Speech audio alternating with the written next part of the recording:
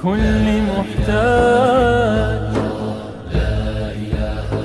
أنت لك الغنى. السلام عليكم ورحمة الله وبركاته. إن الحمد لله نحمده ونستعينه ونستغفره ونؤمن به ونتوكل عليه. من يهد الله فلا مضل له ومن يضلل فلا هادي له. وأشهد أن لا إله إلا الله وحده لا شريك له. وأشهد أن محمدًا عبده ورسوله. أما بعد فإن خير الحديث كتاب الله وخير الهدي هدي محمد صلى الله عليه وسلم وشر الأمور محدثاتها وكل محدثة بدعة وكل بدعة ضلالة وكل ضلالة في النار. أعوذ بالله من الشيطان الرجيم. بسم الله الرحمن الرحيم. الحمد لله الذي أنزل على عبده الكتاب ولم يجعل له عوجا قيما لينذر بأسا شديدا من لدنه ويبشر المؤمنين الذين يعملون الصالحات أن لهم أجرا حسنا ماكثين فيه أبدا وينذر الذين قالوا اتخذ الله ولدا. إن الله وملائكته يصلون على النبي يا أيها الذين آمنوا صلوا عليه وسلموا تسليما. اللهم صل على محمد وعلى آل محمد كما صليت على إبراهيم وعلى آل إبراهيم إنك حميد مجيد. اللهم بارك على محمد وعلى آل محمد كما باركت على إبراهيم وعلى آل إبراهيم إنك حميد مجيد.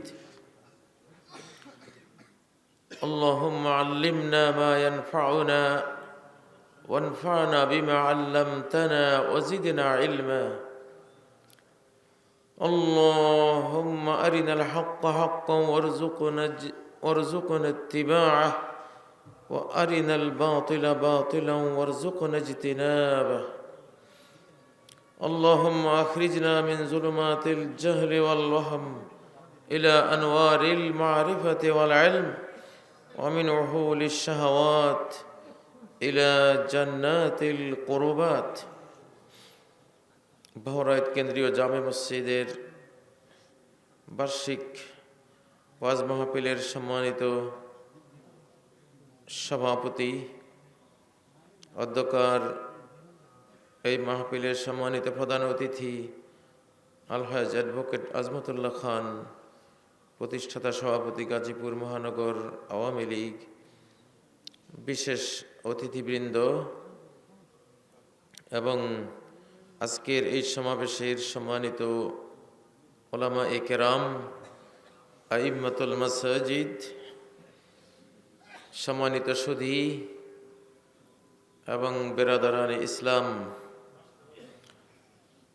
আলহামদুলিল্লাহ দীর্ঘ রাত পরিক্রমায় এতক্ষণ পর্যন্ত কোরআন ও সুন্নাহর আলোকে আল্লাহ যাকে যতটুকু তৌফিক দিয়েছেন কোরআনিক জ্ঞানের অনন্ত মহাসাগরের কিছু বিন্দু, কিছু মুক্তমণি তারা আপনাদের সম্মুখে ছড়িয়েছেন। আল্লাহ তাদেরকে, আমাদের সকলকে আরো সুন্দর তৌফিক দিয়ে ধন্য করুন। আমার পূর্বে ব্যতিক্রম ধর্মী 19 তত্ত্বের উপরে একটা আলোড়িত তথ্য, এটি সারা ওয়ার্ল্ডে আল কোরআনের 19 সংখ্যার তাত্ত্বিক অনেকগুলো বিশ্লেষণ আমাদের আজকের প্রধান অতিথি নিয়ে এসেছেন। অত্যন্ত আনন্দিত হয়েছি, কারণ আলিম ওলামা, মৌলানা, মৌলবী, হাফেজ, খতিব, তাদের মুখে কোরআন তো সবসময় শুনি, কিন্তু একটু ভিন্ন মুখ থেকে শুনলে অনেক বেশি আনন্দ আমাদের বেড়ে যায়। আসলে কোরআনকে বুঝতে হলে সমগ্র মানব জাতির সম্মিলিত জ্ঞানের প্রয়োজন। সমগ্র মানব জাতি যে যুগে যতটা জ্ঞান বিজ্ঞানে উন্নত হবে, জ্ঞান বিজ্ঞানের যে স্টেজে তারা পৌঁছবে, যতটুকু পৌঁছবে ততটুকুই কোরআনকে বুঝতে পারবে, এর বেশি বুঝতে পারবে না। এজন্য কোরআন বুঝার জন্য সমগ্র মানব জাতির জ্ঞানকে আল্লাহ তাআলা কাজে লাগাচ্ছেন। প্রিয় ভাইয়েরা, আমাদের সম্মানিত অতিথি নাসা বিজ্ঞানীদের কথা বলেছেন। আমেরিকার মহাকাশ সংস্থা, প্রত্যেক বড় বড় রাষ্ট্রেই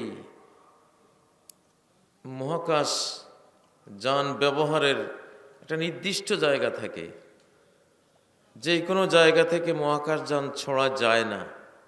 আমেরিকায় নাসা থেকে যায়, রাশিয়া তাদের একটা স্টেশন ওখান থেকে যায়, আরও বড় বড় রাষ্ট্রে একটা স্টেশন থেকে যায়। মহানবী সাল্লাল্লাহু আলাইহি সাল্লাম বাইতুল মুকাদ্দাস স্টেশন থেকে গিয়েছেন, মক্কা থেকে যাননি। এটাও কোরআনিক বিজ্ঞানের অসাধারণ একটি দিক। কোরআন দাবি করেছে, ওয়ালাউ ফাতাহনা আলাইহিম বাবাম মিনাস সামা ফাযাল্লু ফীহি ইয়ারুজুন। আকাশের গেট যদি আমি খুলে দেই আর তারা সেখানে উদ্ধারোহণ করতে থাকে। আকাশের গেট আছে, নির্দিষ্ট গেট দিয়ে আকাশের দিকে উঠতে হয়, যে কোনো জায়গা দিয়ে ওঠা যায় না। এই জন্য আম্বিয়া কেরামের জন্য আকাশ গেট ছিল বাইতুল মুকাদ্দাস। সেই মহাকাশ সফর সেখান থেকে হয়েছিল, মক্কা থেকে হয়নি। সম্ভবত মক্কায় ওই আকাশ পথটা খোলা ছিল না, আকাশ গেটটা এখানে খোলা ছিল।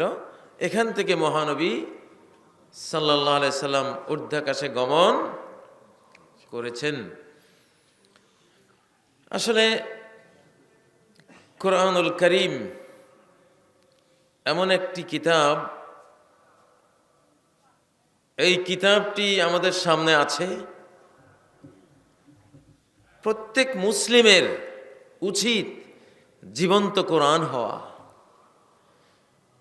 থিওরিক্যাল কোরআন লাইব্রেরিতে, মসজিদে, মাদ্রাসায় সর্বত্র পাওয়া যাবে, কিন্তু প্র্যাকটিক্যাল কোরআন ছাড়া মানব জাতি কোরআনের মহিমা সার্বিকভাবে বুঝতে পারবে না। এই জন্য মুহাম্মদ সাল্লাল্লাহু আলাইহি সাল্লামকে বলা হতো কোরআনুন ইয়ামশি। তিনি ছিলেন এমন কোরআন, যে কোরআন চলাফেরা করত বিশ্ব সমাজের মাঝে। প্র্যাকটিক্যাল কোরআন মানুষ দেখতে পেত তার মাঝে। কোরআনে যা আছে তার জীবনে সেটা বাস্তবেই মানুষ দেখতে পেয়েছিল। ধরুন, قد أفلح المؤمنون الذين هم في صلاتهم خاشعون। قد أفلح, নিশ্চয়ই সাকসেসফুল হয়েছে, সফল হয়েছে, চূড়ান্ত সফলতা প্রাপ্ত হয়েছে। কম্প্রিহেন্সিভ সাকসেসফুল, সার্বিক অর্থে যে মানুষটির লাইফ সফল, সাকসেসফুল, এটাকে কোরআন বলে আফলাহা। সাধারণ সাকসেসকে আফলাহা বলে না। আফলাহা মানে এমন সফল যে তার জীবন থেকে সব বেদনা, গ্লানি, ব্যর্থতা দূর হয়ে গেল, যত চাওয়া পাওয়া সব সে পেয়ে গেল। এটাকে বলে কোরআনের ভাষায় ফালাহ। এই ফালাহ কোরআন ছাড়া কেউ পেতে পারে না। কোরআন সাকসেস বলে কাকে? একটা মশাও আপনাকে কামড়াবে না, একটা পিঁপড়া আপনাকে কাটবে না, এই বিশ্বের হাজারো লাখ কোটি ভাইরাস কিলিবিলি করে চতুর্দিকে, আপনাকে কোনো ভাইরাস ধরবে না, আপনার কোনো বার্ধক্য আসবে না, আপনি চিরতরুণ এভারগ্রিন থাকবেন, আপনার কোনো রোগ ব্যাধি নেই, মৃত্যুহীন আপনার জীবন, বাথরুম টয়লেটের কোনো প্রয়োজন নেই। লা ইয়াফনা শাবাবুহুম, যৌবন কোনো ক্ষয় নেই। ওলা ইয়াবলা সিয়াবুহুম, কাপড় কখনো ময়লাও হয় না। লা ইয়ামতাখিতুন, নাকের একটু সর্দিও নাই।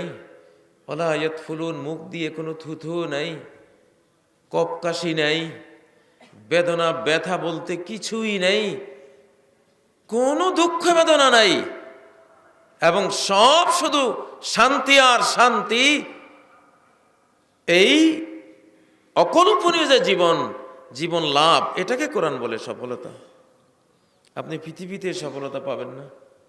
ধনী হয়েছেন, অনেক ধনের মালিক, খুব ভালোভাবে খেয়েছেন, মজার মজার খাবার, কয়েক বছর পরে ডায়াবেটিস হয়ে গেল, হাই প্রেশার এসে গেল, ঠিক নয় কি? সোয়াইন ফ্লুতে আক্রান্ত হলেন, ডেঙ্গু জ্বরে আক্রান্ত হলেন। কোরআন যে সফলতার কথা বলে, সফল হওয়ার পরে যদি মশায় কামড়ায়, তোমার এই সফলতার কোনো ভ্যালু নেই। আপনি প্রধান বক্তা আজকের, বা প্রধান অতিথি, রাত্রে যে আমি প্রধান বক্তা, আমি প্রধান অতিথি, অনেক সম্মান, মশারি ছাড়া ঘুমাবো আজকে। মশাগুলো আপনাকে প্রধান অতিথি বা প্রধান বক্তা বলে 1% ছাড় দেবে, না কড়াই গন্ডা উসুল করে নেবে? তাহলে তুমি এই পৃথিবীতে সফল হলো না, সফল হওয়া সম্ভব হলো না। নির্বাচনে তুমি এমপি নির্বাচিত হলে, খুব ভালো রেজাল্ট, তুমি একটা ফুলের জীবন লাভ করলে। আজকে শ্বশুর বাড়িতে বেড়াতে গেলে খুব ভালো করে খেয়েছো, শাশুড়ি আম্মা একেবারে পোলাও, কোরমা, কালিয়া, কোফতা, জর্দা, পিঠা, শীতের পিঠা যা ছিল সব খাওয়াইছে। তুমিও খেয়েছো জন্মের খাওয়া। রাত 1টা থেকে শুরু হলো ডায়রিয়া, এরপরে প্রতি 5 মিনিটে একবার টয়লেট টু গেস্ট রুম। কিসের সফলতা? কদ আফলাহাল মুমিনুন, কোনো দুঃখ নাই, কোনো যাতনা নাই, কোনো বেদনা নাই, কোনো ক্ষয় নাই, কোনো লয় নাই, কোনো অভাব নাই, কোনো অনটন নাই, যত পাওয়া সব হাতের মুঠোয় তোমার। এমন একটা জীবন যদি পাও, তাহলেই কেবল বুঝবা আমি সফল হয়েছি। একজন বাদশাহ, সে তার রাজ্যের আর্কিটেক্টদেরকে একসাথ করে বলল, একটা রাজভবন নির্মাণ করবা, সমস্ত তোমাদের জ্ঞান অভিজ্ঞতা কাজে লাগিয়ে কোনো দোষ যাতে আমার ওই বিল্ডিংয়ে পাওয়া না যায়, দোষ পাওয়া গেলে তোমাদের কঠিন শাস্তি দেওয়া হবে। 1-2 যুগ ব্যয় করে রাজকীয় ভবন তৈরি হলো। সে উদ্বোধনের দিনে সব আর্কিটেক্ট, প্রকৌশলী যারা ছিল, আরো এই বিষয়ের অভিজ্ঞ সবাইকে দাওয়াত দিল। বলল এই বিল্ডিং এ, এই রাজভবনে কোনো দোষ, কোনো খুঁত, স্থাপত্য শিল্পের, স্থাপত্য কলার কোনো ত্রুটি হয়েছে কিনা সবাই নিজ নিজ চোখে দেখবেন, উদ্বোধনী অনুষ্ঠানে আমাকে রিপোর্ট করবেন। তার সব আর্কিটেক্ট, সব ইঞ্জিনিয়ার, এই বিষয়ের অভিজ্ঞ সবাই চুপচাপ, সবাই বলছে না আমরা কোনো দোষ পাইনি, এই রাজপ্রাসাদে কোনো দোষ, স্থাপত্য শিল্পের কোনো ত্রুটি আমরা খুঁজে পাইনি। দুইজন মৌলবী ছিলেন সেখানে। একজন উঠে বললেন যে জনাব, আমি একটা দোষ খুঁজে পেয়েছি। আরেকজন উঠে বললেন আমিও আরেকটা দোষ খুঁজে পেয়েছি। হতবাক হওয়ার মতো। সাধারণ মৌলভী সাহেব, কোনো আর্কিটেক্ট, প্রকৌশলী তারা দোষ খুঁজে পায় না, মৌলভী সাহেবরা দোষ খুঁজে পেল। সবাই তাদের দিকে বড় বড় চোখ করে তাকিয়ে আছে, কি দোষ? প্রথম জন উঠলেন, বললেন আপনার এই বিল্ডিংয়ে অসাধারণ স্থাপত্য কলার সমাহার ঘটানো হয়েছে, কিন্তু একটা কলার অভাব আমি দেখেছি, একটা কৌশলের অভাব দেখেছি।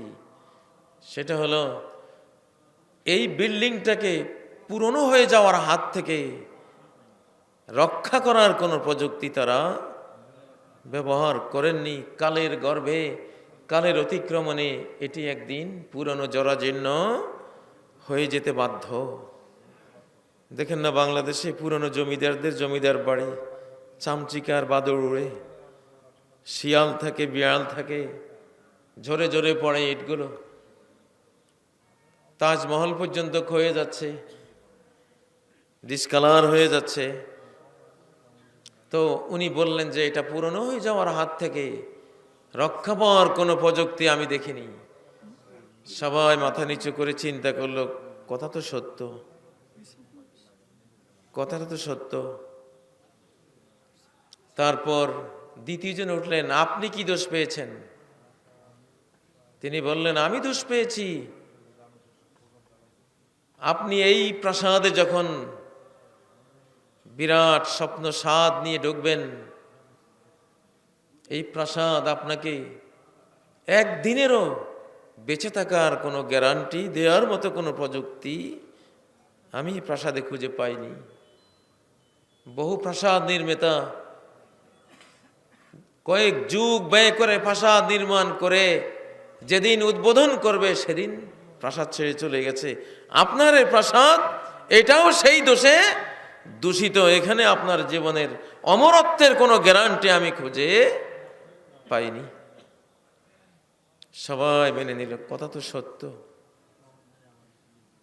পরে ওই রাজা জিজ্ঞাসা করলেন, ঠিক আপনাদের দুইজনের কথাই সত্য, তাহলে আপনারা আমাকে সন্ধান দেন, জগতে কোনো এমন প্রাসাদ পাওয়া যাবে কিনা যেটা কখনো পুরানো হবে না, যেখানে প্রবেশ করলে কখনো আমি মৃত্যুবরণ করব না।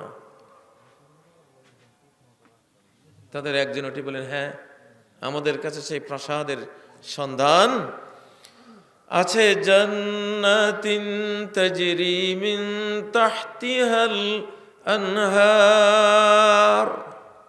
জান্নাত, এই প্রাসাদ কার কাছে? আল্লাহর কাছে, তিনি বানিয়েছেন। সেখানে এমন প্রাসাদ, একটা ইট স্বর্ণের, একটা ইট রূপার, সেটা পারলৌকিক স্বর্ণরৌপ্য, পৃথিবীর স্বর্ণরৌপ্যের সাথে কোনো তুলনা হয় না, কখনো পুরানো হবে না। অনন্ত অনন্ত কালের স্থাপত্য কলা সেখানে দিয়ে দেওয়া হয়েছে, ডিসকালার হওয়ার কোনো সুযোগ নেই। আর যিনি ঢুকবেন তার মরণ তো দূরে থাকুক, তার যে বয়স 33 বছর নিয়ে ঢুকবে, আজীবন অনন্তকাল কখনো শেষ হয়ে যাবে না যে হায়াত, সেই হায়াতে অসীম অসীম কাল শুধু 33 বছর নিয়ে থাকবে, কখনো 34 বছর হবে না।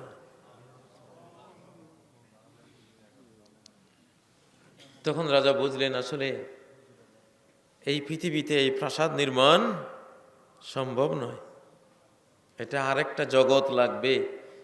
প্রিয় ভাইয়েরা, এই পৃথিবীটা আল্লাহ সৃষ্টি করেছেন, আল্লাহর প্রিয় জিনিসগুলি আমরা বাস্তবায়ন করে দেব এই জন্য। আর আমাদের প্রিয় জিনিসগুলো আল্লাহ থেকে বুঝে নেব জান্নাতে। এই জগৎটা আল্লাহর প্রিয় জিনিস বাস্তবায়নের জন্য, আর মানুষের প্রিয় সব বাস্তবায়নের জন্য জান্নাত।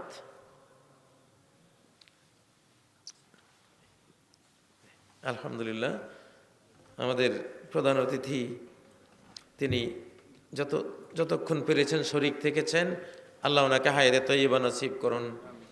নেতৃবৃন্দ যারা এসেছেন সবাইকে হায়াতে তৈয়বা নসিব করুন। আমরা দোয়া করি জনগণ এবং নেতৃবৃন্দ মিলে উভয়ে যদি আমরা সঠিক জ্ঞান কোরআন ও সুন্নাহর দিকে এগিয়ে যাই, তাহলে ইনশাআল্লাহ বাংলাদেশ এক অপ্রতিরোধ্য দেশে পরিণত হবে।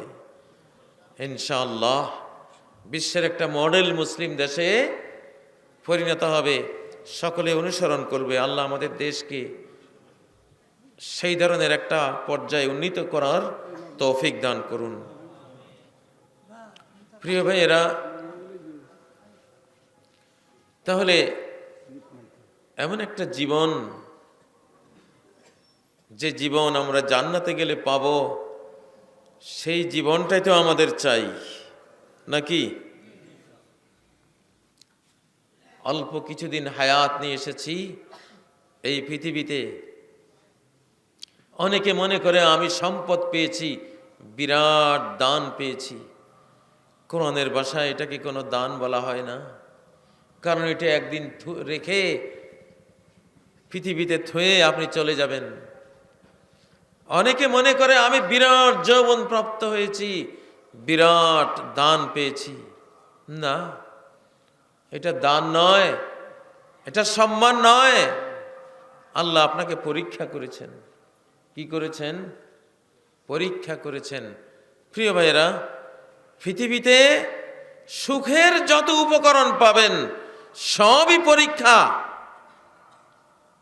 কোনোটাই মনে করবেন না যে আল্লাহ আমাকে সম্মান করার জন্য এই অর্থ দিয়েছেন, সম্পদ দিয়েছেন, ক্ষমতা দিয়েছেন, যৌবন দিয়েছেন, রূপ সৌন্দর্য দিয়েছেন, জনবল ধনবল দিয়েছেন।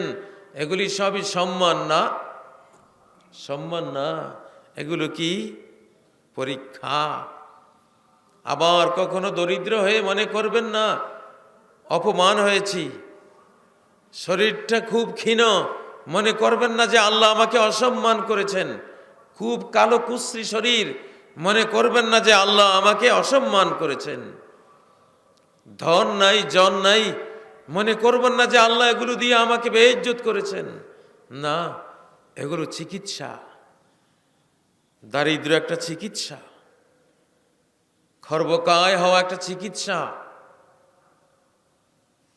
সমাজে আমার প্রতিপত্তি নাই, চিকিৎসা। সারা বছর রোগ ব্যাধি বিপদ আপদ আমার পিছু ছাড়ে না, চিকিৎসা। আল্লাহ হয় পরীক্ষা করেন, আর না হয় চিকিৎসা করেন। কি করেন? চিকিৎসা করেন। যার জন্য যেটা দরকার সেটা আল্লাহ করেন। সেজন্য মুমিন সম্পর্কে আল্লাহ রাসূল বলেন, আজাবাল আমরিল মুমিন ইন্না আমরাহু কুল্লুহু খায়রুল্লাহ।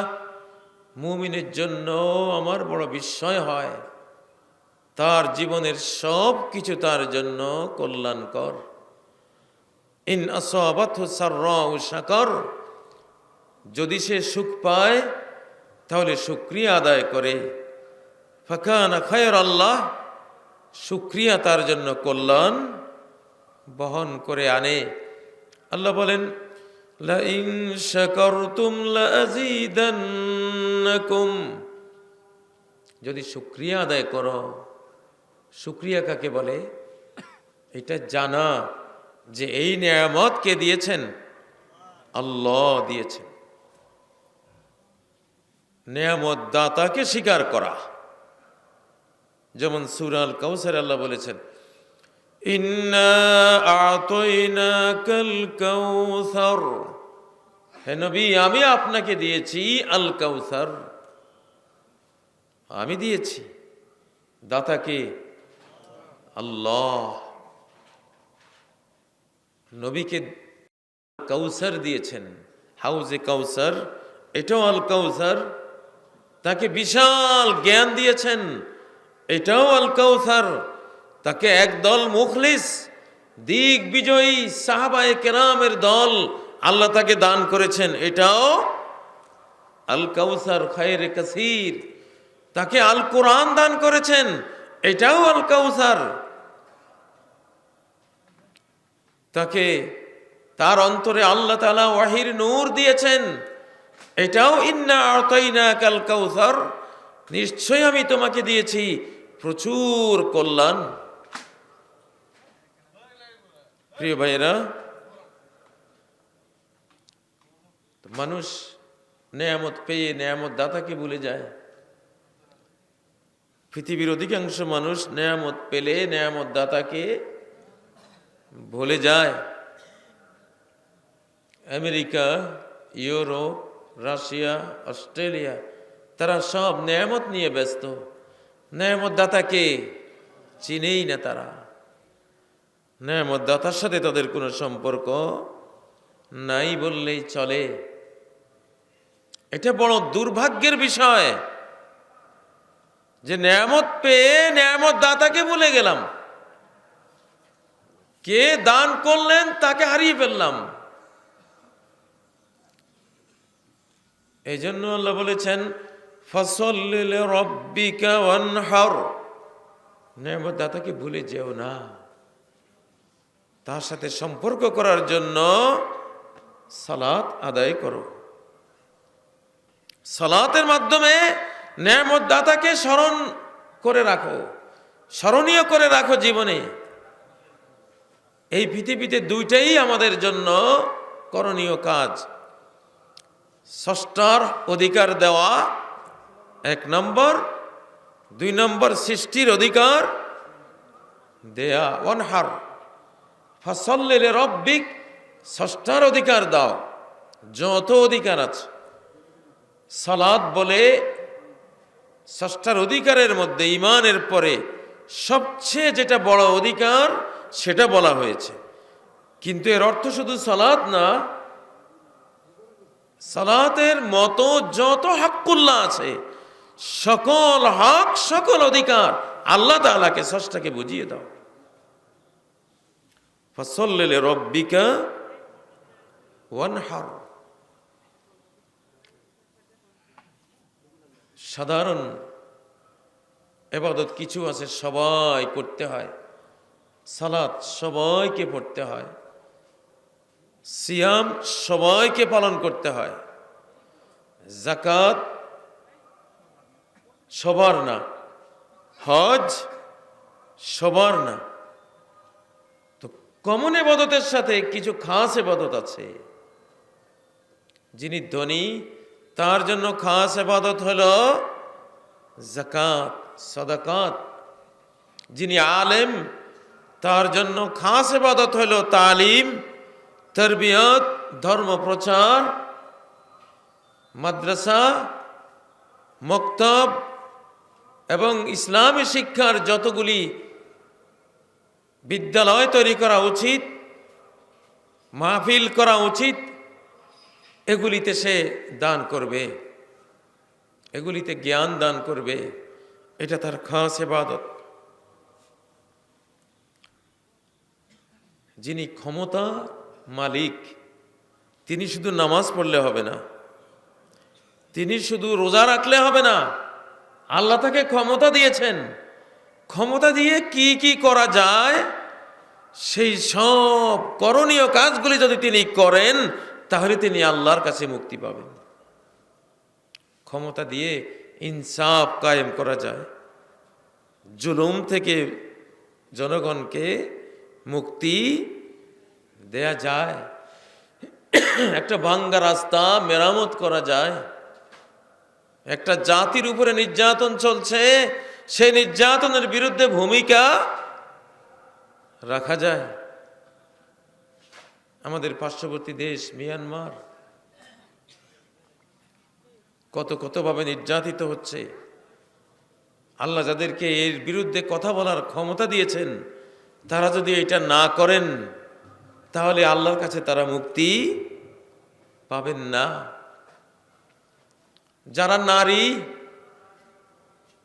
সাধারণ ইবাদতের পাশাপাশি তাদের বিশেষ ইবাদত হলো 100% পর্দা, পুশিদা, বোরকা, জিলবাব পরে তারা রাস্তায় বের হবেন। তারা দায়িত্ব নেবেন কোন তরুণের চরিত্র কোন নারী যাতে নষ্ট না করে। কিন্তু বাস্তবে আমরা দেখি আজকের পৃথিবীতে একটা নারী কয়েকশো কোটি মানুষের চরিত্র নষ্ট করে দিচ্ছে প্রযুক্তির মাধ্যমে। একটা মাত্র নারী, একজন নারী শুধু একজন পুরুষের হতে পারে, সে একজন পুরুষের, সে দুজন পুরুষেরও নয়। তাহলে কেন তুমি শত কোটি পুরুষের চরিত্রটাকে কলঙ্কিত করলে? তাকে চরিত্রহীন কেন বানালে? আল্লাহর কাছে কি তুমি জবাব দিতে পারবে?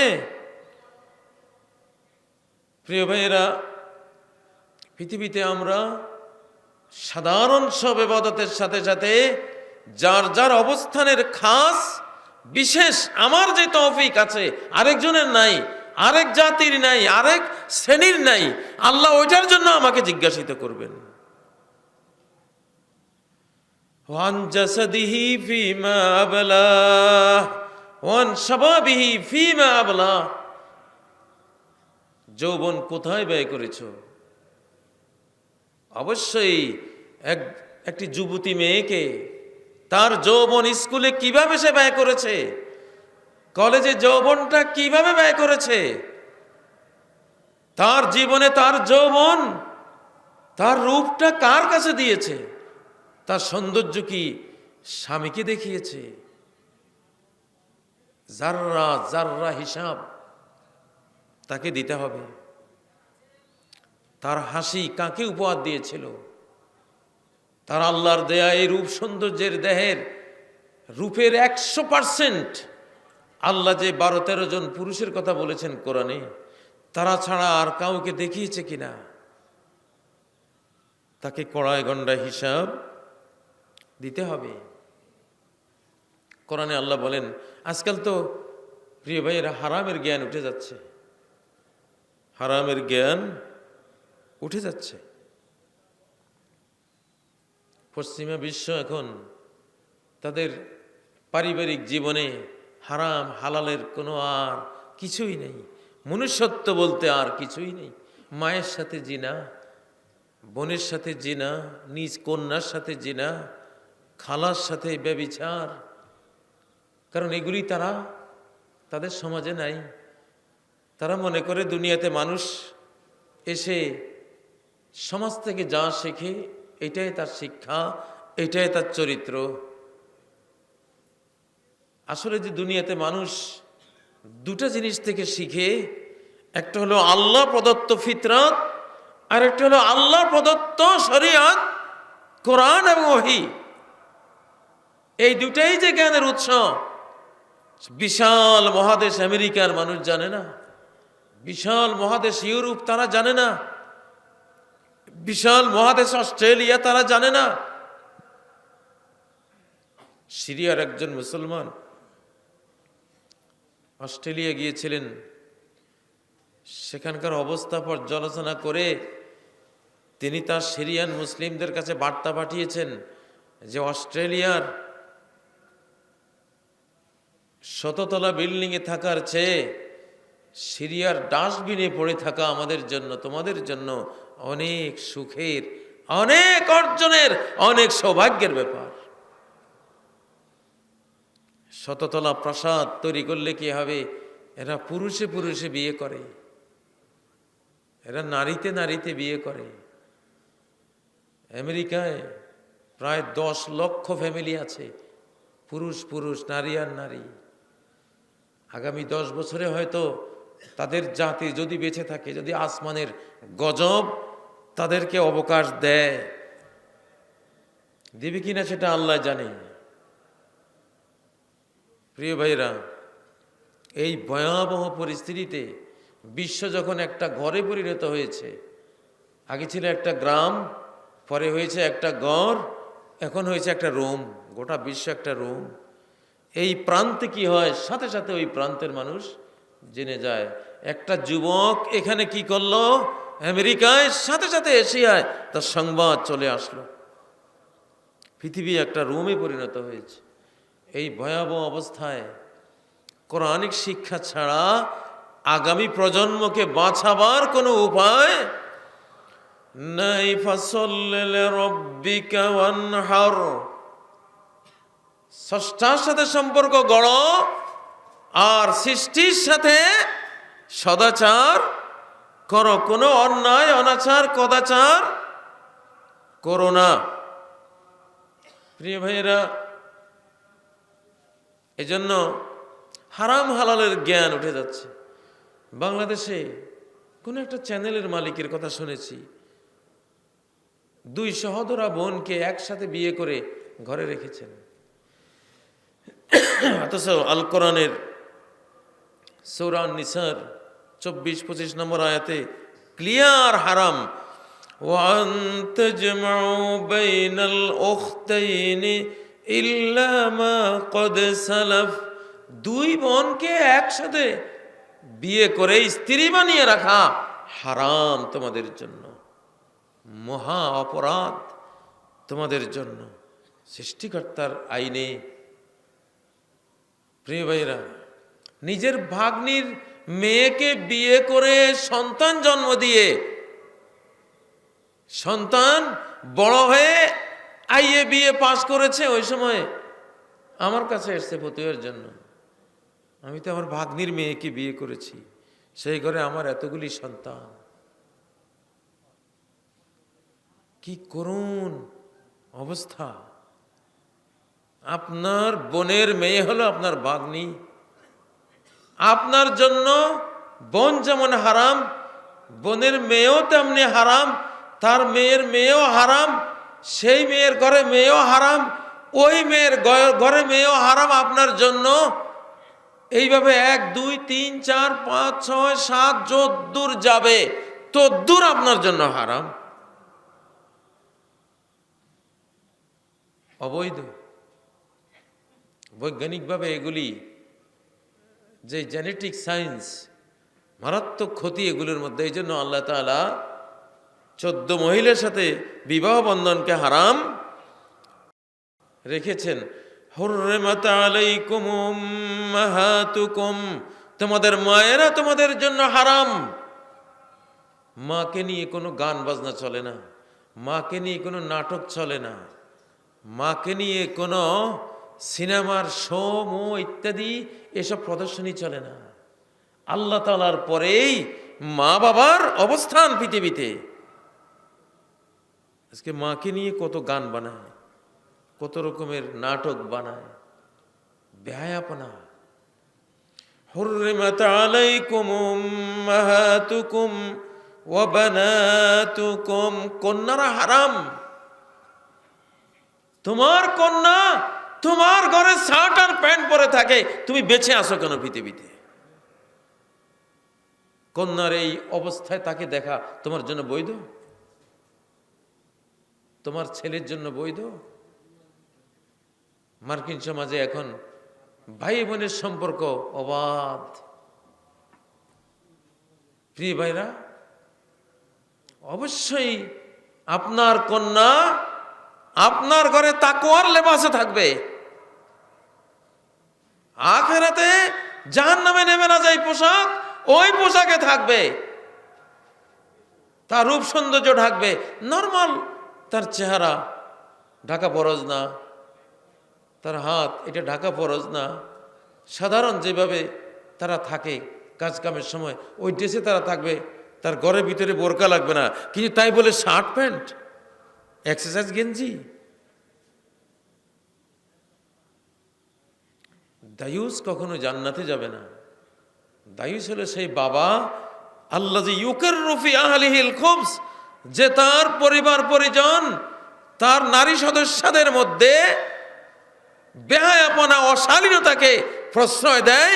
সেই বাবা দায়ুস, সেই স্বামী দায়ুস, সেই বড় ভাই দায়ুস, সেই জ্যাঠা দায়ুস, সেই কর্তা ব্যক্তি দায়ুস। নারীরা শার্ট প্যান্ট পরবে, মারা যাবেন আপনি। নারীরা বোরকা পরবে, সওয়াব পাবেন আপনি। কারণ নারীকে কন্ট্রোল করার দায়িত্ব নারীর উপর আল্লাহ দেন নাই। নারীকে কন্ট্রোল করার দায়িত্ব যেই যুগের নারী ওই যুগের পুরুষদের উপরে, সবার উপরে। নারীরা আজকে এমন হয়েছে, কে তাদেরকে এইভাবে হাতের পুতুল, জাহান্নামের জ্বালানি ফুয়েল, জাহান্নামের অকটেন পেট্রোল, জাহান্নামের খড়ি লাকড়ি বানিয়েছে তাদেরকে কে? এই পুরুষগুলি, এই পুরুষেরা। আর-রিজালু কাওয়ামুনা আলান নিসা, পুরুষরা ঠিক রাখবে নারীদেরকে। আমার শিশুকালে দেখতাম একজন পুরুষ মুরব্বী বের হতো, রাস্তায় যখন নামতো কোনো নারী আর রাস্তায় নেই, সব পালিয়েছে, প্রভাব প্রতিপত্তি পালিয়েছে। আর এখন সেই পুরুষগুলি, সেই মুরব্বীরাই নারীদেরকে অর্ধউলঙ্গ করে হেঁটে বেড়ায়। আজকে গোটা জাতি শেষ। মা যদি লজ্জাশীলা হয় তাহলে সন্তান প্রতিভাবান হয়, ইন্টেলেকচুয়াল হয়, শারীরিকভাবে সক্ষম সন্তান পৃথিবীতে আনে। হায়া ব্রেনের কতগুলো সেলের কাজ, ব্রেনের কতগুলো কোষ আছে, এগুলি হায়া সৃষ্টি করার জন্য মানব দেহে আল্লাহর পক্ষ থেকে দায়িত্বপ্রাপ্ত। এই সেলগুলো যখন ধ্বংস হয়ে যায় তখন মানুষ হায়া কি জিনিস এটা চিনে না। যেই নারীর হায়া নাই সে অসুস্থ, সে রোগী, তার ডিজিজ হয়েছে, তার ব্রেনের ওই সেলগুলো জ্বলে গেছে। সিনেমা দেখতে দেখতে, টিভি দেখতে দেখতে জ্বলে গেছে ওগুলো। আল হায়াউ লা ইয়াতি ইল্লা বিখাইর, হায়া কোনো কল্যাণ নিয়ে আসবে না, হায়া সবসময় কল্যাণ নিয়ে আসবে। জাহেলি যুগের মানুষও বুঝতো, এক গোত্র আরেক গোত্রের সাথে যুদ্ধ করতে গেলে দেখতো ওই গোত্রের মায়েরা কেমন, লজ্জাবতী কিনা। লজ্জাবতী মায়েদের সন্তানদের সাথে যুদ্ধ করে পারা যায় না, ওগুলির পাওয়ার বেশি। লজ্জা হলো পাওয়ারের নাম, জীবনী শক্তির নাম। লজ্জাবতী গাছ টাচ দিলে নিজেকে গুটিয়ে ফেলে, এটা তার পাওয়ার। লজ্জাবতী গাছে যদি পাওয়ার থাকে, জীবনী শক্তি ফুলফিল থাকে, টাচ করলেই গুটিয়ে ফেলবে।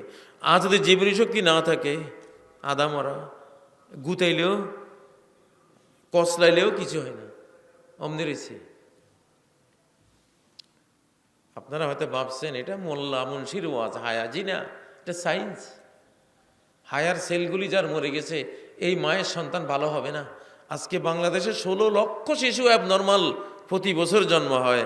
হাবা, গোবা, টেমা, টুমা, কাউয়াচ্ছা, বগাচ্ছা, কল্লা নাই। এখন একগুলি বাইর হয়েছে জিকা ভাইরাস, এতটুক কল্লা নিয়ে আসে। আরো যে কি বাইর হইব আল্লাহ জানে। প্রিয় ভাইয়েরা, কোরআন এসেছে, কোরআনের আলোকে গোটা জীবনটা ওই সাথে গড়তে হবে। জীবন্ত কোরআন, একটা মুসলিম পরিবার, জীবন্ত কোরআন, মুসলিম সভ্যতা। হাত্তা তাস্তানিসু ওয়া তুসাল্লিমু আলা আহলিহা, কোন ঘরে আপনার প্রবেশাধিকার নাই মুসলিম সভ্যতায়। অন্যের ঘরে আপনি যাবেন না যাবত সালাম দিয়ে, অনুমতি নিয়ে, দরজার এক পাশে দাঁড়িয়ে আসসালামু আলাইকুম রহমতুল্লাহ, আমি কি প্রবেশ করব, আমি কি আসতে পারি? ডাইরেক্ট কোরআনই উল্লেখ করা। যদি কেউ বাহির থেকে কারো ঘরের দিকে তাকালো, সালাম ছাড়া, অনুমতি ছাড়া তাকালো, নবীজি বলেছেন যদি তারা ঘর থেকে তার চোখ ফুটা করে দেয়, চোখ খুলে ফেলে, এই চোখ খুলে ফেলার ইসলামী আইনে কোনো বিচার হবে না, কারণ তারা ন্যায় করেছে। দৃষ্টি দেওয়া ঢুকে যাওয়া একই কথা। তুমি ঢুকলে কেন? দৃষ্টি দিয়েছো মানে ঘরে ঢুকে পড়েছ। একজন নবীজির রুমে এক আরবের গ্রামীণ এসে ছিদ্র দিয়ে উঁকি মারতেছে। নবীজির হাতে তখন একটা চিরুনি বড়, তিনি চিরুনি দিয়ে তার চক্ষু ফুটা করার জন্য ওইদিকে গেলেন। কি সেন্সিটিভ জিনিস! ও ভাইয়েরা, ইসলাম কোনো গণতন্ত্রের নাম না, সমাজতন্ত্রের নাম না, পুঁজিবাদের নাম না, দুনিয়ার কোনো মতবাদের নাম না। ইসলাম কোনো দুনিয়ায় তৈরি হয় নাই, দুনিয়ার তন্ত্রমন্ত্রকে ইসলাম বলে না। লাইসাত আরদিয়্যা ওয়ালাকিন সামাউইয়্যা, এটা আসমানি জীবনধারার নাম। এটার সাথে পৃথিবীর কোনো সভ্যতা সংস্কৃতির আচরণ, পৃথিবীর কোনো কিছুর সাথে তুলনা চলে না। প্রিয় ভাইয়েরা, আখিরাতে জাররা জাররা হিসাব নেওয়া হবে। ফামান ইয়ামাল মিসকাল যাররাতিন খায়রান ইয়ারাহ, এক জাররা ভালো করেছেন দেখবেন। আল্লাহু আকবার! এক জাররা ভালো যে কি জিনিস আমারও বুঝে আসে না। এত ছোট্ট ভালো জিনিস, সেটা কি? একটা জাররা। বেড়ার ফাঁক দিয়ে যখন রোদ ঢুকে তখন দেখা যায় অনেকগুলি বালি নড়াছড়া করে, এগুলিকে আরবিতে বলে জাররা। এগুলির চেয়েও ক্ষুদ্র জাররা আছে। এত ছোট না এক কাজ কোনগুলি, কিন্তু আল্লাহ জানেন সেগুলিও কিয়ামতের ময়দানে হাজির করবেন। এত ছোট বদকাজ কোনগুলি আল্লাহ জানেন, সেই বদকাজগুলিও কিয়ামতের দিন হাজির করবেন। বাঁচার কোনো উপায় নাই। প্রিয় ভাইরা, বলতেছিলাম হারামের জ্ঞান উঠে যাচ্ছে। বাজনা হারাম মুসলমান কয়টা যুবক যুবতী জানে? আজকে গোটা বিশ্বের মানব জাতির সমস্যা হলো উপযুক্ত বাবা নাই, বাবাহীনতার সমস্যা। আমার জীবনে আমি শুনি নেই যে উপযুক্ত বাবা না পাওয়া এটাও একটা সমস্যা আসতে পারে পৃথিবীতে, আমার জীবনে শুনি নেই। আজকে সারা ওয়ার্ল্ডে এটা প্রচারিত হচ্ছে যে যোগ্য বাবা পাওয়া যাচ্ছে না সমাজে, যোগ্য বাবা নাই। বাবা হয়, সন্তানদের কোনো খোঁজ খবর নাই। মদ খাইয়া ঘর থেকে বাবা, মেয়ে, ছেলে, তার স্ত্রী, 5 জন মদখোর দুলটে দুলটে বাইরে দিয়েছে। এই বাবারে কে চিকিৎসা দেবে? মারে কে চিকিৎসা দেবে? ছেলে মেয়েকে কে দেখবে? কেউ নেই। উপযুক্ত বাবার অভাব। বাবা তৈরি হবে তো কোরআন থেকে। কোত্থেকে বাবা তৈরি হবে? কোত্থেকে? কোরআন থেকে তো বাবা তৈরি হবে। হাদিস থেকে, সহিহ সুন্নাহ থেকে বাবা তৈরি হবে। বাবা নাই। আমার মনে বলে উপযুক্ত বাবা তো নাই বলতেছ। অধিকাংশ যুবকরা নেশাখোর, মদখোর, ভায়াগ্রা, নায়াগ্রা, হেরোইন, সিগারেট এসব খেয়ে যোগ্যতা হারিয়ে ফেলছে। বাবা ধূমপান করলে সন্তান, স্ত্রী সব আক্রান্ত। তারাও পরোক্ষ ধূমপায়ী হয়ে গেল তার নিঃশ্বাস প্রশ্বাসের কারণে। উপযুক্ত বাবা নাই, উপযুক্ত মা আছে। বিয়ে হয়ে সারলে পরের মাস থেকে শোনা যায় গন্ডগোল, স্বামীর সাথে স্ত্রীর গন্ডগোল, তার স্ত্রীর সাথে অন্য পুরুষের সম্পর্ক, মোবাইলে ধরা পড়ে, ফেসবুকে ধরা পড়ে। আমরা এখন একটা জঙ্গলে আছি ভাইয়েরা। এটা কোনো সমাজ না, এটাকে নতুন করে নির্মাণ করার দায়িত্ব আলহামদুলিল্লাহ মুরব্বীরা আপনারা দোয়া করবেন। আমি সারা বাংলাদেশ ঘুরে বেড়াই, আমি দেখি আল্লাহ তাআলা এই যুগের তরুণদেরকে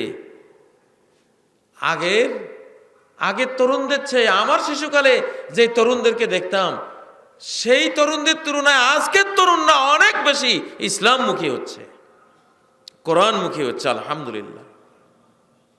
তরুণদের ব্যাপারে আপনারা সবাই সতর্ক থাকবেন, দায়িত্ব নেবেন, গুরুত্ব দেবেন তাদের। হারামের জ্ঞান দেবেন, এটা হারাম। আমার বাবাকে দেখতাম, মৌলানা আব্দুল গনি রাহিমাহুল্লাহ, আমরা কোনো সময় আমাদের বাড়ির মেয়েদের এলাকা ঢুকতাম না, নিষেধ। ছেলেদের এলাকায় তোমরা ছেলেরা থাকবা, মেয়েদের এলাকায় মেয়েরা থাকবে, এলাকা ভিন্ন। আমার বাবা বলেছেন, যেদিন আমি যুবক হয়েছি সব ভাবিদেরকে ডেকে বলে দিয়েছি, আপনার আমার সাথে কেউ দেখা দেবেন না, নিষেধ। আমি আজ থেকে আপনাদের কারোর সামনে আসবো না, আপনারাও আসবেন না। চাচিদেরকে, জেঠিদেরকে ডেকে বলে দিয়েছেন, আমার সাথে হিজাব করবেন, আমার সামনে কেউ আসবেন না। মামার বাড়িতে গিয়ে মামি, তারপর যারা মামাতো বোন, খালাতো বোন, সবাইকে ডেকে বলেছেন যে আপনাদের কেউই আমার সামনে আসবেন না, আসতে পারবেন না। আসে নাই, সারা জীবন দেখেছি ওই নীতির উপরে। এটা না ইসলাম, একে বলে মুসলমান। এইটার নাম মুসলমান। ইসলাম এটাই, যে মানে না তার ইসলাম নাই। যতই আব্দুল্লাহ নাম, আব্দুর রহমান নাম, একটা বিয়ের বাড়িতে মদ পরিবেশন চলছে, অবাধ ফ্রি মিক্সিং, অবাধ মিলামেশা, ছেলে মেয়ের কোনো ভেদাভেদ নাই। বিয়ের পাত্রীটা যে ড্রেসে আসছে, কনেটা যে ড্রেসে, তার চেয়ে আরো বেশি, আরো বড় কনে সেজে আসছে ডজনে ডজনে মেয়ে, ওদের সাথে অবাধ মিক্সিং মেলামেশা চলছে। আপনিও স্ত্রী নিয়ে ওখানে হাজির হলেন, মেয়ে নিয়ে হাজির হলেন। কিসের মুসলমান আপনি? মুসলমান হলো যে ওখানে ঢুকতে গিয়ে বেরিয়ে যাবে না, এটা আমার জায়গা না, আমি যেতে পারি না। ফাতুবা লিল গোরাবা, যারা অপরিচিত, ফাসাদের সমাজে, অন্যায়ের সমাজে, বেহায়াপনার সমাজে তুমি অপরিচিত থাকো, তাদের সাথে তোমার পরিচিত হওয়ার দরকার নাই, তাদের একজন হওয়ার দরকার নাই। তুমি ডিফারেন্ট থাকো, আনকমন থাকো, তুমি কমন হয়ে যেও না। কমন হলে তুমিও বেঈমানদের কাতারে গেলা, আনকমন হলে তুমি মুসলমান থাকলা। নিশ্চয় আমি যেখানে ঢুকবো সেখানে মদ থাকবে না, আমার স্ত্রী যেখানে নিয়ে ঢুকবো সেখানে এই জাতীয় কোনো পাপাচারের বেহায়াপনা থাকবে না। মুসলমান ভাইরা, শুধু ওয়াজ শুনি, শুনাই সার, খালি কথা, এই কথা দিয়ে কিচ্ছু হবে না, বরং আরো পাপ বাড়বে। লিমা তাকুলুনা মা লা তাফআলুন, যেটা করো না ওইটা বলো কেন? এটা বলো কেন?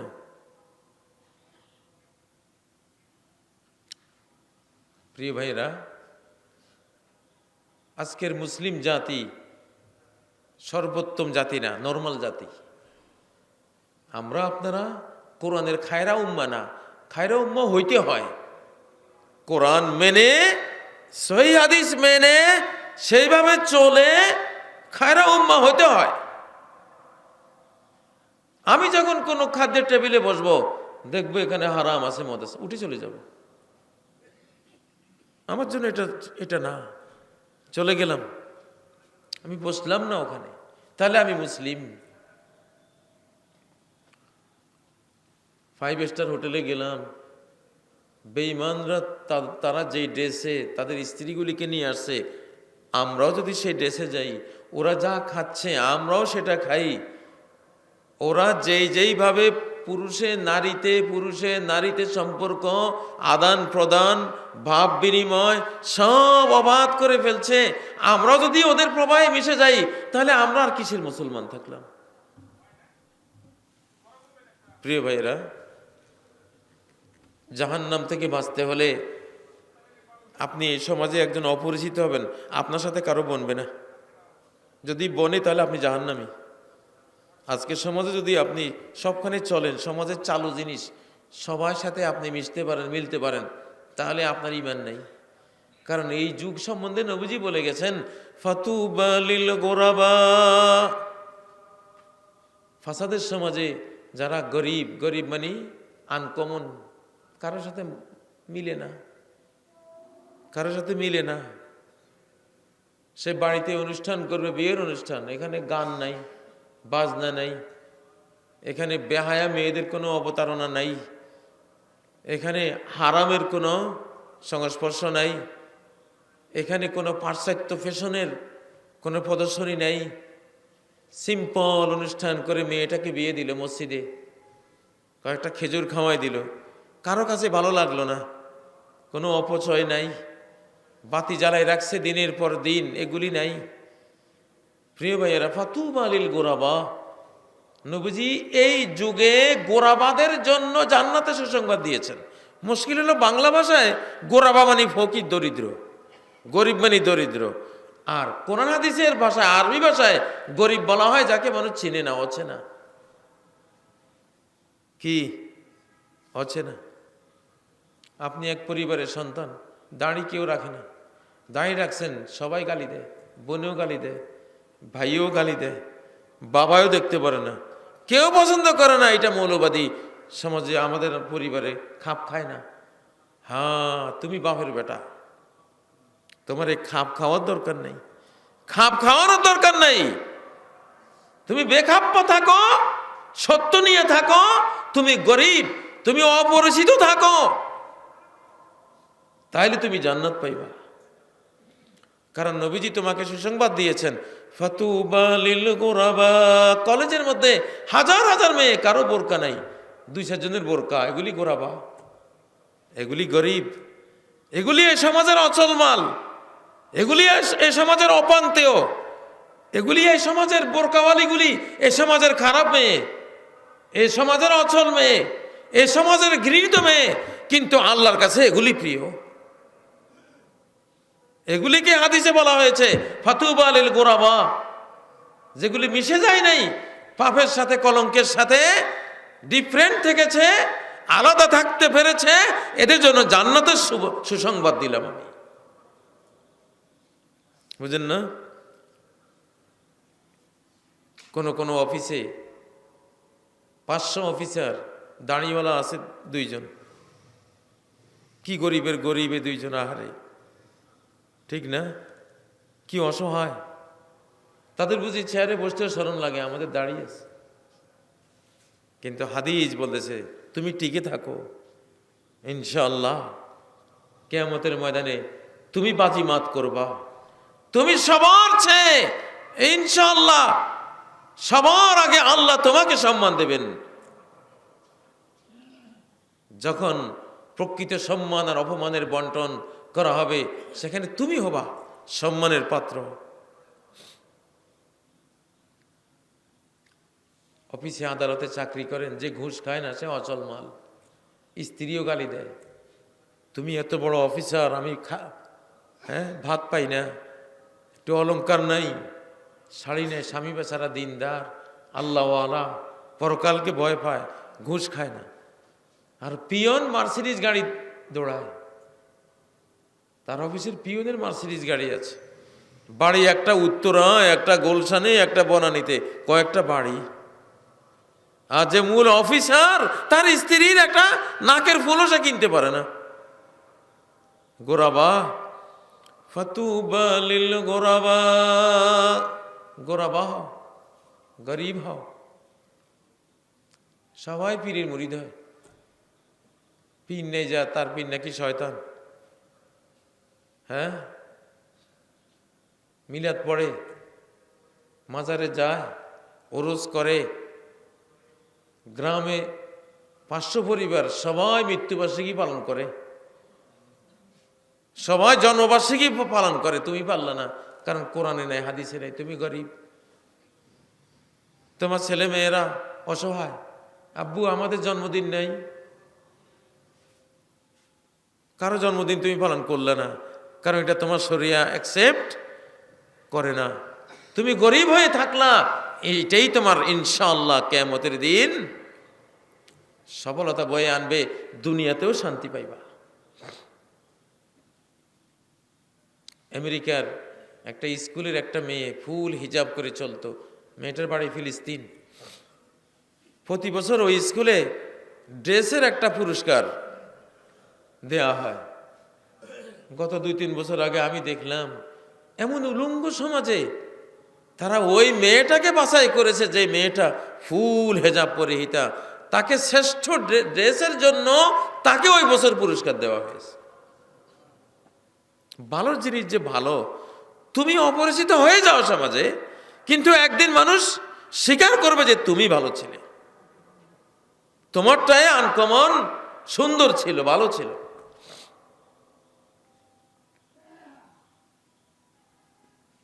একটা যুবক, সে কয়েক ডজন মেয়েকে ধর্ষণ করেছে, ধর্ষণের পর হত্যা করেছে। পরে তাকে ধরা হলো, ধরে তার ফাঁসির রায় হলো। সাংবাদিকরা বলল যে আমরা একটু, মানবাধিকার সংস্থার কিছু সংস্থা বলল আমরা একটু তার ইন্টারভিউ নিতে চাই, কেন সে একটা তরুণীকে ধর্ষণও করে, আচ্ছা ধর্ষণ করেছো, তোমার যৌবনের ক্ষুধা তুমি মিটিয়েছো, হত্যা কেন করো? তাকে ফাঁসির আগে মানবাধিকার কর্মীরা ইন্টারভিউ নেয়। আচ্ছা, তোমার সামনে যদি একটা বোরকা পরিহিতা মেয়ে কোনো যুবক দ্বারায় উত্ত্যক্ত হয়, ইফটিজিং এর শিকার হয়, একটা বোরকা পরিহিতা মেয়ে তোমার সামনে যদি এই পরিস্থিতির শিকার হয়, তুমি কি করতা? সে বলতেছে আমি আমার জীবন দিয়ে ওই বোরকা পরিহিতা তরুণীকে আমি সেভ করব, আর যে তাকে উত্ত্যক্ত করেছে তাকে আমি খুন করব। এই তরুণটা কিচ্ছু তার জ্ঞান নেই, কোনো বিদ্যা নেই, কোনো একাডেমিক ক্লাস 1ও তার সার্টিফিকেট নাই, ক্লাস 1ও পাস করে নাই সে, কিন্তু সে বলল বোরকা পরিহিতা কোনো মেয়েকে যদি আমার সামনে কেউ উত্ত্যক্ত করে আমি তারে খুন করতাম। প্রিয় ভাইরা, যতই অপরিচিত হন না কেন, ভালোর একটা কদর আছেই, ভালোর একটা কদর আছেই।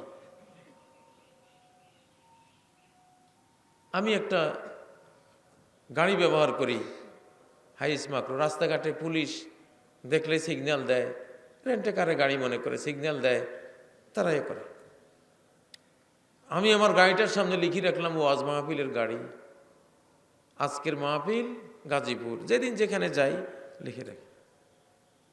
এই কাগজটা দেখার পরে আজ পর্যন্ত কোনো পুলিশ ভাই কোনো ডিস্টার্ব করেন নাই, সিগন্যাল দিয়া কিছুক্ষণ দাঁড়া করে রাখে নাই, ওয়াজ মাহফিলের গাড়ি, আচ্ছা যান।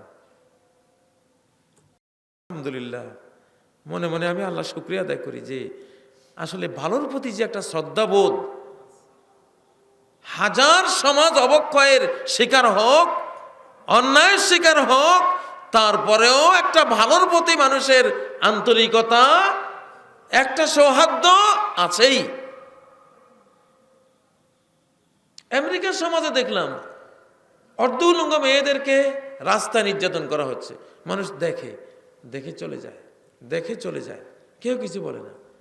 একবার দেখলাম একটা নাটক করেছে স্বামী স্ত্রী, স্বামী তার স্ত্রীকে বলেছে তুমি বোরকা গায়ে দিয়ে বেরো, আমি তোমাকে নির্যাতন করব রাস্তায়, লোক দেখানো নির্যাতন, তোমাকে টানা হেঁচা করে ধরে নিয়ে যাওয়ার মতো করব, দেখি কি করে মানুষে।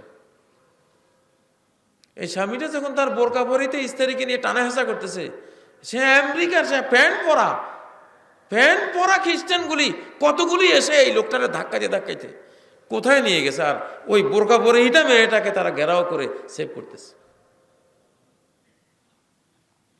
ফাতুবা লিল গোরাবা। আমরা মাদ্রাসায় পড়াই, মহিলা মাদ্রাসা আছে আমাদের অনেকগুলি। কোনো মতে ক্লাস 10 পার হওয়ার পরে আর মেয়ে নেই, আলিমে মেয়ে পাই না। মানুষ স্ত্রী হিসাবে পুত্রবধূ বানাবার জন্য মাদ্রাসায় হানা দেয়। এটা আল্লাহ আলী, এটা ভালো, এটারে বউ বানাইলে ঘরের একটা প্রদীপ হবে, আলো হবে। বাংলা, সারা বাংলার মহিলা মাদ্রাসাগুলির অভিযোগ, হুজুর মেট্রিকের পরে আর তো পাই না, ছাত্রী নেই, সব বিয়ে হয়ে গেছে। ভালোর একটা কদর আছে না নেই? আমার নিজের তৈরি একটা মক্তবে, আমি একবার রংপুরে খোড়াগাছে আমি গেলাম, মক্তব দেখতে গেলাম, দেখলাম যে 26টার মতো মেয়ে, তারা কোরআন পড়ে, এরা বয়স্ক, ক্লাস 10, 9, 10-এর ছাত্রী, এরা এটা পড়তেছে।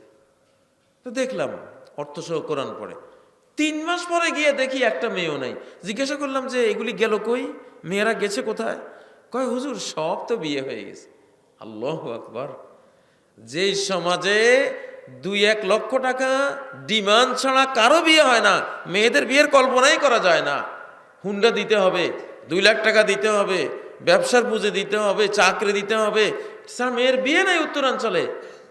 সেইখানে আমার মক্তবের 26টা তরুণী মেয়ে কোরআন অর্থসহ শিখছে।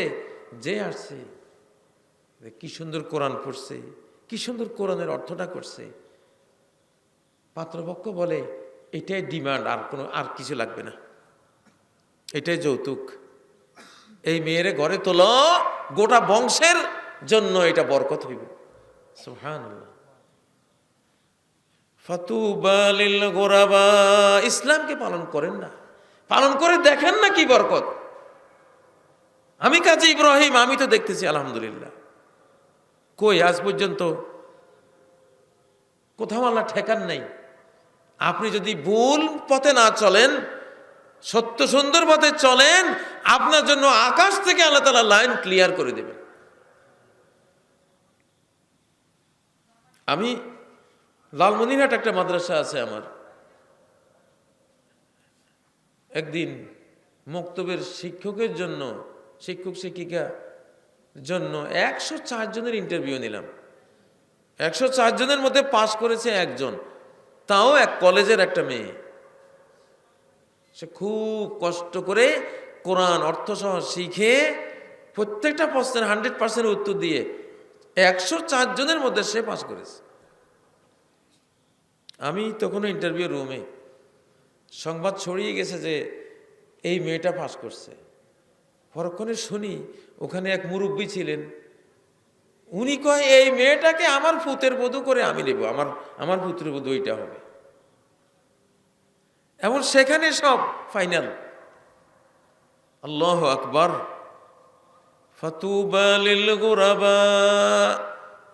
খারাপ সমাজে যারা ভালো থাকবেন, আনকমন থাকবেন, অপরিচিত থাকবেন, অচলমাল হয়ে থাকবেন, হয়তো বাহ্যিক আপনার কদর নাই, কিন্তু আল্লাহ এমন কদর বাড়াই দেবে যেটা গোটা বিশ্বের মানুষ আপনার জন্য শুনে শুনে দোয়া করবে।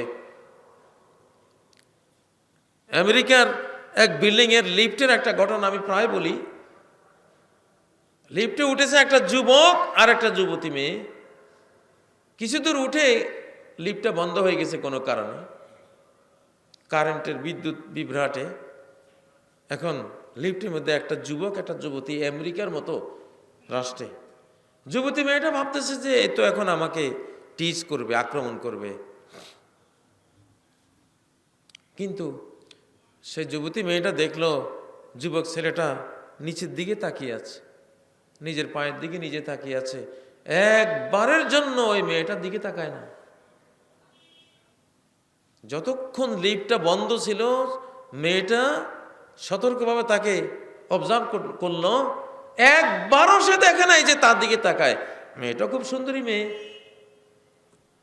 পরে যখন লিফট চালু হলো 20-25 তলা উপরে উঠে তারা যখন লিফট থেকে বের হচ্ছে, মেয়েটা পথ আগলে দাঁড়িয়ে যুবকটাকে জিজ্ঞাসা করলো, তোমার মতো তরুণ এই আমেরিকায় আছে, আমি কি স্বপ্নে দেখছি না বাস্তব, আমি বুঝি না, কল্পনা করতে পারি না। যুবক, কোন ধর্ম তোমার বলো আমারে, আমি তোমাকে স্বামী হিসেবে পেতে চাই। যুবকটা বলল, আমি তো মুসলিম, তুমি কিভাবে আমাকে স্বামী হিসেবে পেতে চাও? কয়, আমি তোমার ইসলাম আমি কবুল করব। এই কোরআনকে মুসলমানরা যদি প্র্যাকটিসিং মুসলিম যদি আমরা হতাম, তাহলে এত ওয়াজ মাহফিল লাগে না। আপনার কর্মচরিত্রই গোটা দেশকে সুন্দর বানাতে যথেষ্ট।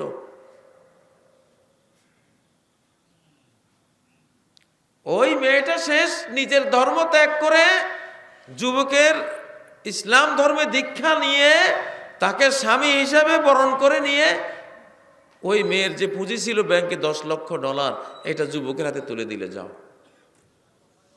সুবহানাল্লাহ।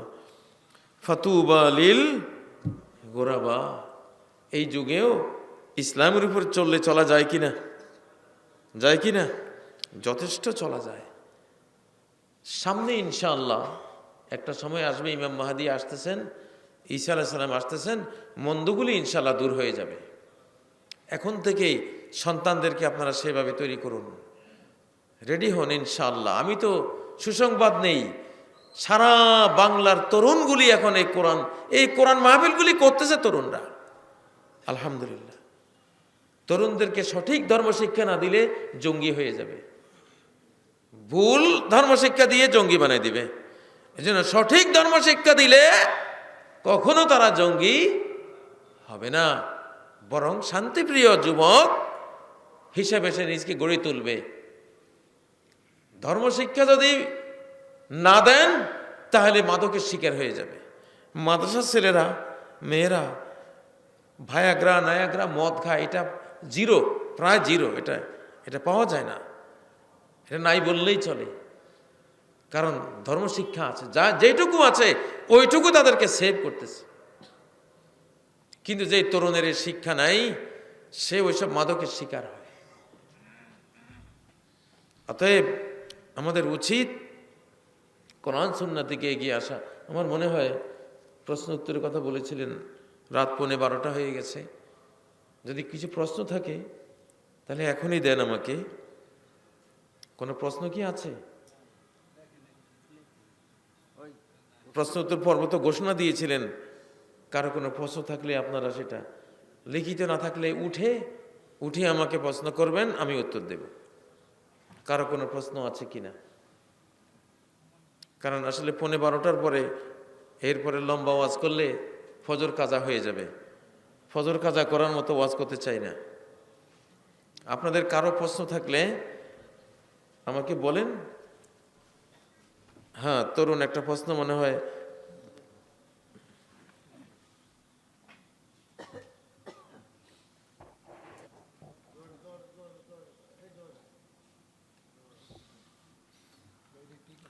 এটা আমার কাছে দেন, প্রশ্নটা আমার কাছে দেন, আমি পড়তেছি। লিখিত প্রশ্ন আমাকে দেন, আর যারা লিখিত প্রশ্ন করবেন না তারা হয়তো মাইকে। কোরআন বা বই পুস্তকে ভুলবশত লাথি লাগলে করণীয় কি?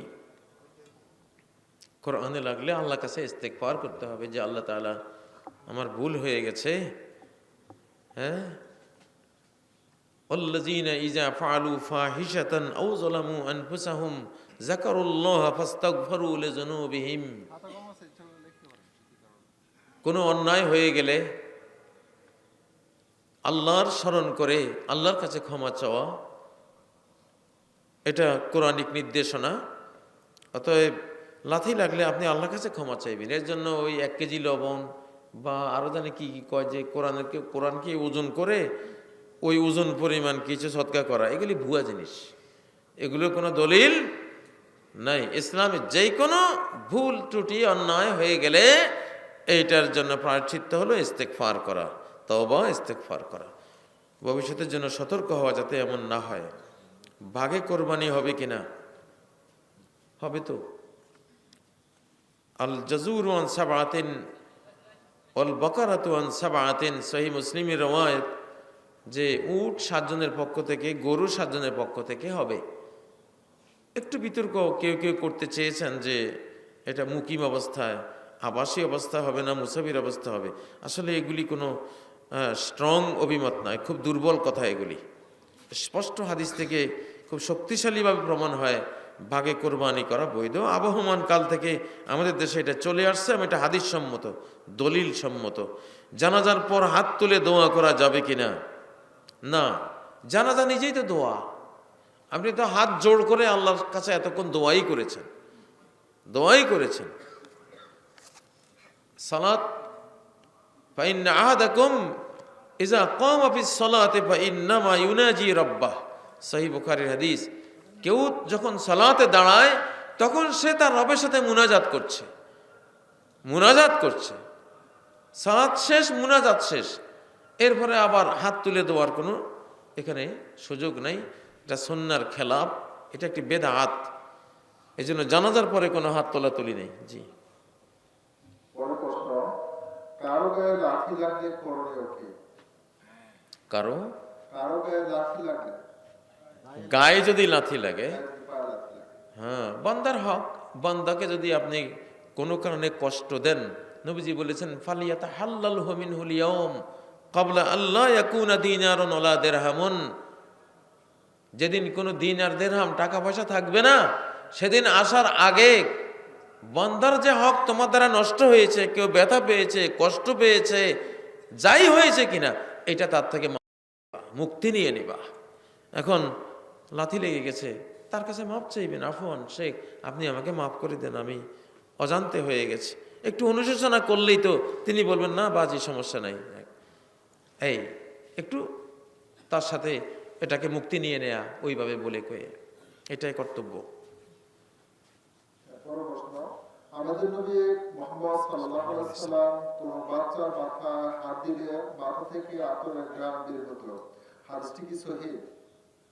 হ্যাঁ, নবী সাল্লাল্লাহু আলাইহি ওয়াসাল্লাম তো সুবাস, তার গোটা অস্তিত্বই সুবাস। তিনি কোনোখান দিয়ে হেঁটে গেলেই তো সুবাস ছড়িয়ে পড়তো, এটা তো সহিহ। ওনার ঘাম মেসকে আম্বরের চেয়েও বেশি সুবাসিত ছিল। হযরত আনাসের মা উম্মে সুলাইম নবীজির ঘামগুলি নিয়ে নিয়ে বোতলে ঢুকাইতেন। এগুলিকে আতরের সাথে মিশাইলে আতরের ঘ্রাণ বহু গুণে বেড়ে যেত। তো এটা তো ঐতিহাসিকভাবে সত্য এবং হাদিসের মধ্যেও এটা সত্য হিসাবে পাওয়া গেছে। প্রতিবেশীর সাথে সম্পর্ক কেমন হবে, ব্যাপারে জানতে চাই। প্রতিবেশীর সাথে সম্পর্ক নিজের ওয়ারিস আত্মীয়র সাথে যেরকম, এইরকম। নবী সাল্লাল্লাহু আলাইহি সাল্লাম বলেন, মা যালা জিবরিলু ইউসিনি বিল জার হাত্তা যানানতু আন্নাহু সাইয়ুরিসু। জিবরাইল প্রতিবেশীর প্রতি লক্ষ্য রাখা, সদ্ব্যবহার করা, তাকে হাদিয়া তোহফা দেওয়া। এমনকি কিছু রান্না করলে নবীজি বলছেন, রান্নার মধ্যে ঝোল একটু বাড়াই দাও, তাহলে প্রতিবেশীকে একটু দিতে পারবা। লা তাহকিরান্না জারাতুন লিজারাতিহা ওয়ালাউ ফিরসানা শাতিন। এক প্রতিবেশিনী আরেক প্রতিবেশিনীকে উপহার দাও, একটা ছাগলের খুর রান্না করেছে, ওখান থেকে পাঠাই দাও। তো প্রতিবেশীর সাথে প্রতিবেশীর হক হলো সদ্ব্যবহার। ওয়াবিল ওয়ালিদাইনি ইহসানাও ওয়াল জারি যিল কুরবা। মা বাবার সাথে যেমন সদ্ব্যবহার, প্রতিবেশীর সাথেও তেমন সদ্ব্যবহার, সহযোগিতা, তার বিপদে আপদে তার পাশে দাঁড়ানো, তাকে জ্ঞান দেওয়ার চেষ্টা করা, তাকে চিকিৎসা দেওয়া, ইত্যাকার যত অধিকার আছে সবগুলি সাংঘাতিক গুরুত্বপূর্ণ। এই জন্য প্রতিবেশীর সাথে সবসময় সদ্ব্যবহার রাখা উচিত। যেই ব্যক্তি পেট ভরে খেলো, ও জারুহু ইলা জামবিহি যায়, অথচ তার প্রতিবেশী তার পাশে আছে ক্ষুধার্ত, তার ঈমান নাই, সেই লোকটা কি না মুমিন না? কত মারাত্মক কথা। এই জন্য প্রতিবেশীর অধিকার বিশাল। আল্লাহ তাআলা আমাদেরকে প্রতিবেশীর হক আদায় করার তৌফিক দান করুন। ইসলামে উমরি কাজা নামাজ বলতে কিছু আছে কিনা? এটা বিতর্কিত মশালা, দুটো মত। ওলামাদের একদল বলেছেন উমরি কাজা করা উচিত, আরেক দল বলেছেন না, উমরি কাজা নাই। যার অনেক নামাজ পিছনে সে পড়েই নেই, এগুলি আর তাকে দ্বিতীয়বার পড়তে হবে না, কারণ সে ওই সময়ে বেঈমান অবস্থায় ছিল।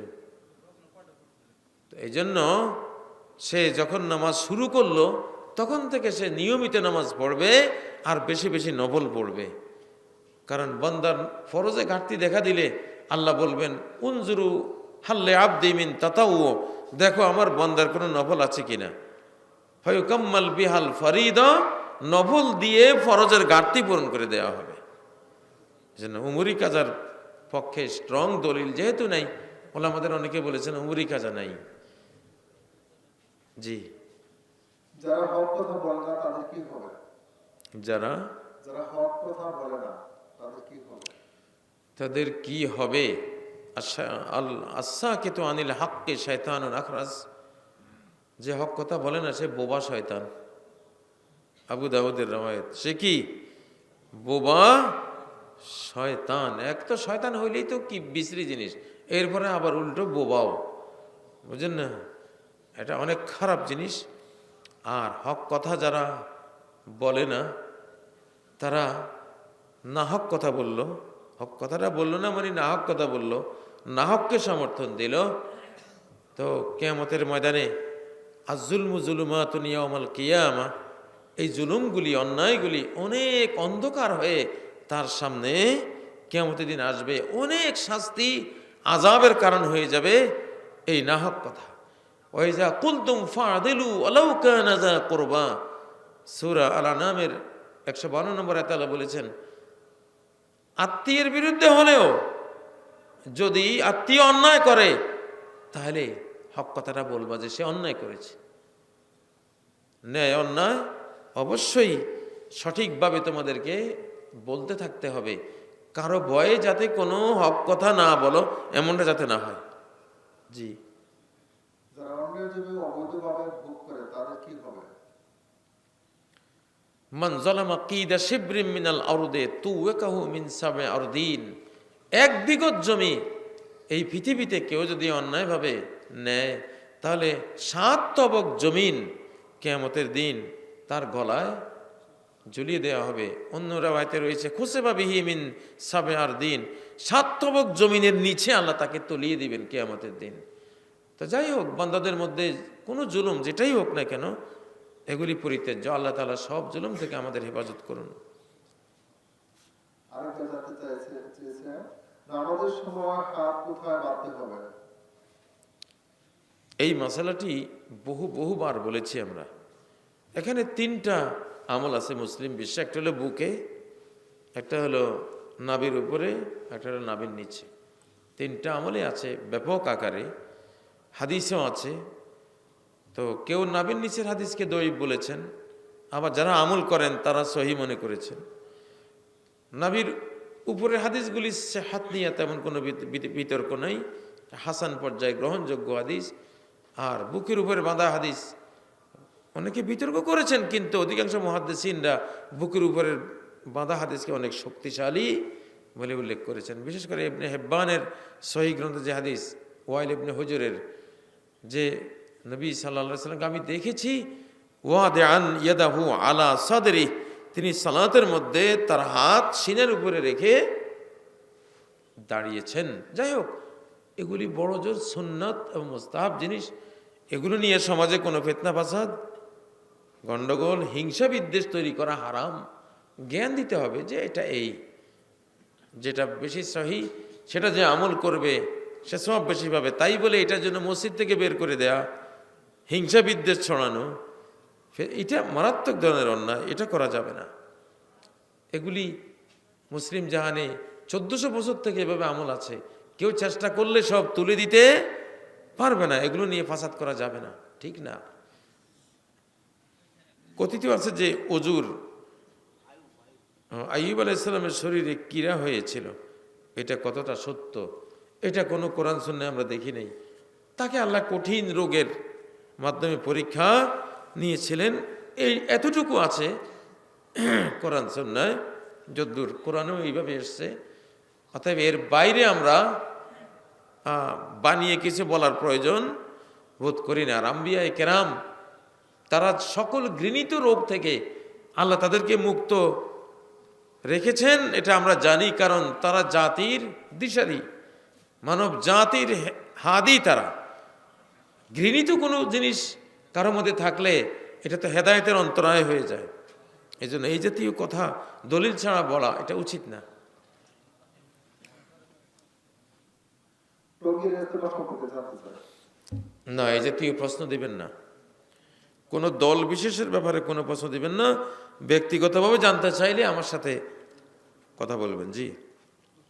ওযু করার সময় গায়ের পিছনের অংশ মাসা করা কি ঠিক? না, ঘাড় মোছা করার কোনো দলিল আমাদের জানা নাই, আমরা পাইনি। তারাবির নামাজ 8 রাকাত না 20 রাকাত? 20 রাকাত পড়লে সমস্যা আছে কিনা?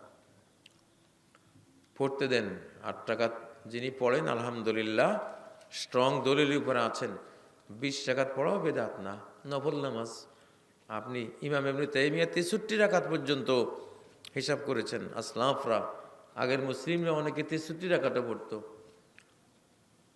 কেউ 43 রাকাত পড়তো, 50-এর ঊর্ধ্বেও পড়তো অনেকে, কেউ 36 রাকাত পড়তো, কেউ 20 রাকাত পড়তো, কেউ এগুলি নফল। নফল মানেই অতিরিক্ত ইবাদত।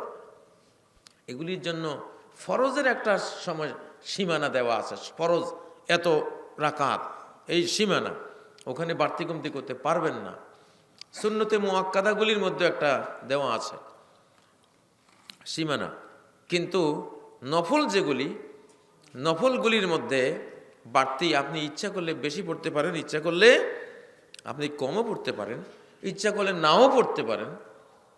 নবী সাল্লাল্লাহু আলাইহি সাল্লামের যুগে সাহাবায়ে কেরাম তারাবি পড়েছেন মাত্র 3 রাত, আর তো পড়েনই নেই। পরে হযরত ওমরের যুগে এসে এটাকে শেপ দেওয়া হয়েছে। এগুলো নিয়ে কোনো বাড়াবাড়ি করবেন না, এটা কোনো বড় মাসালা না। কে 20 রাকাত পড়লো, 8 রাকাত পড়লো, বাইতুল্লাহতে তো এখনও 20 রাকাত হয়, মসজিদ নবীর মধ্যেও কয় রাকাত হয়, 20 রাকাত তো পড়তে দেন। বাংলাদেশ হলো কি, এটা গুমরাহির লক্ষণ। মা দাল্লা কওমুন বা'দা হুদান কানু আলাইহি ইল্লা উতুল জাদাল। কোনো জাতি যখন গোমরা হয়ে যায় হেদায়েত প্রাপ্তির পরে, তখন এই গোমরা জাতির কাজ হয় ছোট্টখাটো জিনিস নিয়ে খালি ঝগড়া, খালি ঝগড়া। এখন দেখবেন 3 মাসলার ঝগড়া। আমিন জোরে বলা, আসতে বলা, বুকে হাত না নিচে হাত, রফিয়ে দেন নাকি রফিয়ে দেন না, অথচ তিনোটাই সুন্নাহ, মুস্তাহাব জিনিস। তিনোটাই আপনি না করলেও নামাজের কোনো বড় ধরনের ক্ষতি নেই, গুনাহ নেই। অথচ এগুলি নিয়ে এমন মারামারি শুরু হয়েছে, যারা বেনামাজি তারা এখন বলে নামাজ না পড়ি ভালোই করছে। হ্যাঁ, নামাজ পড়তে গেলে আমি কোনটা করতাম, আমি জোরে বললো দোষ, আসতে বললো দোষ, বুকে হাত বাঁধলেও দোষ, নিচে বাঁধলেও সমস্যা, রবিদান করলেও সমস্যা, না করলেও সমস্যা। এর চেয়ে ভালো নামাজে পড়তাম না।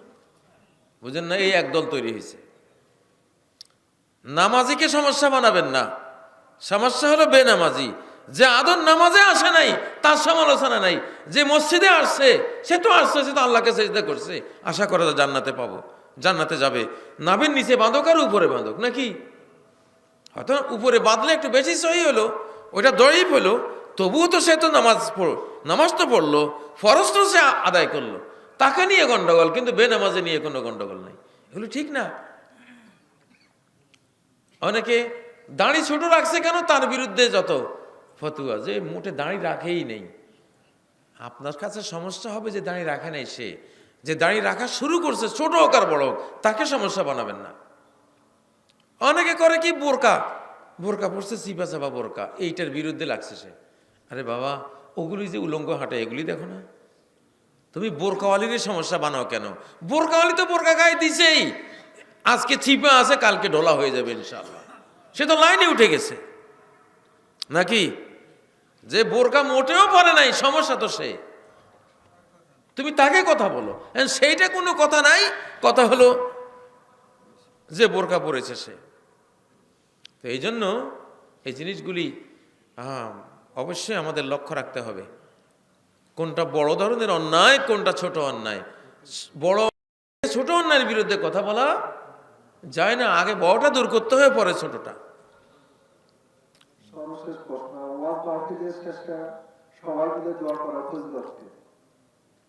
আসলে ওয়াজ মাহফিল শেষে কাফারাতুল মজলিস বলে বিদায় নেওয়া, এটাই হলো সুন্নাহ।